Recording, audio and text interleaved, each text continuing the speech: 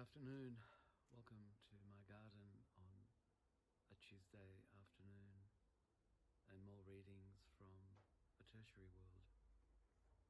That world that is made up of a number of recollections. A kind of memory body that I grew, constructed through living inside a grid of 7 by 7 streets, 7 north-south, 7 east-west, for about 30 years, from the 60s to the 90s. Today I'm reading from Pigdon Street, the 4th east-west street. Its colour is green, and this is the first memory, corner Pigdon and Canning. Its colour is red. The intersection of Canning and Pigdon Streets is probably the loveliest intersection of two suburban streets one could ever hope to see. One is broad and tree-lined, with a plantation in its centre, running all the way down, it seems, to the very base of the exhibition building's dome.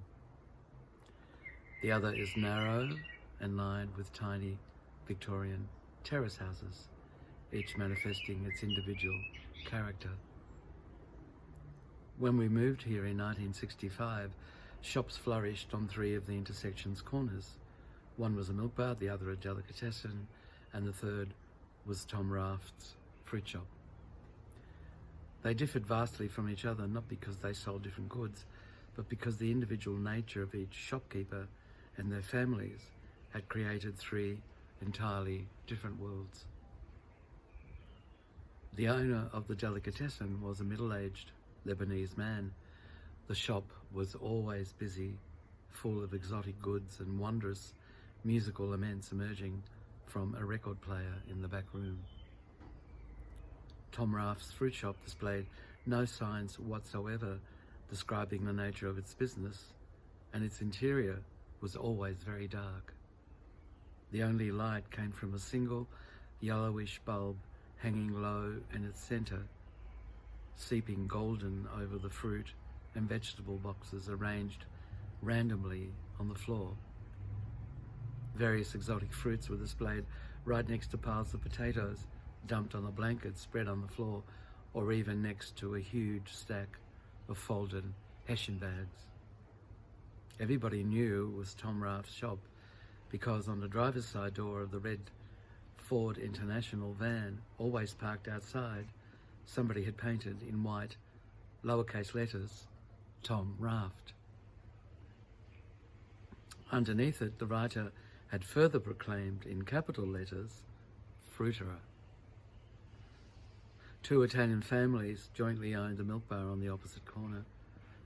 A few weeks after we had moved into the neighbourhood, the owner asked me whether I wanted to make a little pocket money working in the milk bar after school, and I said yes. I remember standing behind the counter for the first time, feeling incredible pleasure at being able to give customers exactly what they desired. I earned £1.10 a week for a few hours' work each day, and I would hand it to my mother at night when I came home after work on payday. One night, I took a Kit Kat from the shelves and put it in my pocket before I left, but I never did it again. I had given it to my sister anyway, and my parents were not entirely convinced I had bought it, which is what I asserted when they confronted me. Eventually, the owner began to give me little knickknacks to take home, and I was very glad that all I secretly owed him was 1 Kit Kat. One day I told him I was leaving for greener pastures. Without a word, he went straight to the cash register and handed me the pay. As an afterthought, he handed me also a Kit Kat and smiled broadly. "Just because it's the only thing you ever took," he said, looking at me straight in the eyes. "I counted everything each time before you started, you know."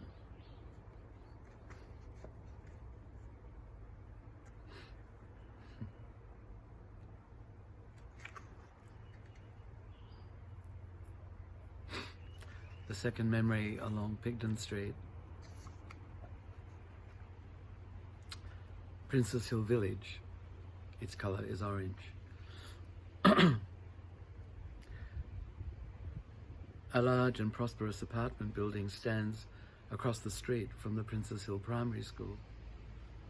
After she suffered a stroke, I always hoped that once rehabilitated, my grandmother would come and live here. But of course she never recovered. I always imagined a carpeted living room in an upstairs apartment with the glossy leaves of an indoor plant in the corner, lit up perhaps by afternoon sunlight filtering through the curtains. Low music plays on the radio as she sits in the armchair, nodding. I've considered this scenario so many times that as I look up at the windows whenever I drive past, I sometimes believe she's actually living here. But then I know she's buried in the Melbourne General Cemetery down in Pigdon Street. In the end, I can only think that her expanded body occupies all the space between these two locations, from the yellowing cold clay soil in which she lays to the embroidered armchair in that corner apartment. In this room, it's always a late Sunday afternoon in autumn. The soft, low light filtering through the curtain moves ever so gradually across the room, searching for something to illuminate. It finally finds her unknotted brow while she sleeps on silently in the armchair.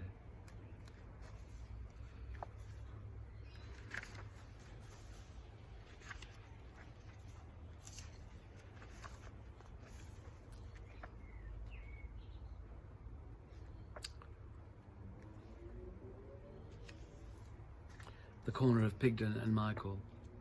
Its colour is blue. Through early 1977, I watched the public park on the corner of Scotchmer Street, which continues Pigdon Street from St George's Road deep into North Fitzroy, being reconstructed. It had been a simple triangular patch of threadbare grass, but over a few months trees, shrubs, garden benches, paths and lighting were installed. We were living around the corner in Dean Street then, and my youngest daughter was to be born that spring. I had hoped the park would have been completed by the date of her birth. I had images of walking her there on warm days and letting her soak up the light and the springtime sound of birds chattering. The park was surrounded on all sides by cosy homes. Helen lived on one side opposite the tallest of the trees, and her writing room overlooked the greenery from high up on the roof of her old house. Angelina was born in early October in our home in Dean Street, just a few days after the landscaping work was completed. But I never got to walk her there. Events conspired against it, and all of our lives unfolded in unexpected ways. I remember though how I had watched each day for progress on the construction of the paths, counting the stones yet to be laid and measuring their advance against the days that were left before she was to be born. The evening of her birth was a beautiful one, and after I had bathed and washed her, she had fallen asleep with her mother. Once I was sure they'd fallen asleep, I walked to the park and sat on the new bench installed under a new light post. It shed pale yellow light onto the bench, casting a sharp dark shadow off my head and shoulders onto the newly laid pathway. I was astonished with the wonder of a birth, and I was full of plans and hopes for a future life. I remember visualizing where I would place the pram in relation to this bench and what Angelina might see from inside it, how the world would seem to her. Then it began to rain, that soft and steady spring rain that no longer seems to fall, and I walked home to once more breathe in the fragrance of her new life.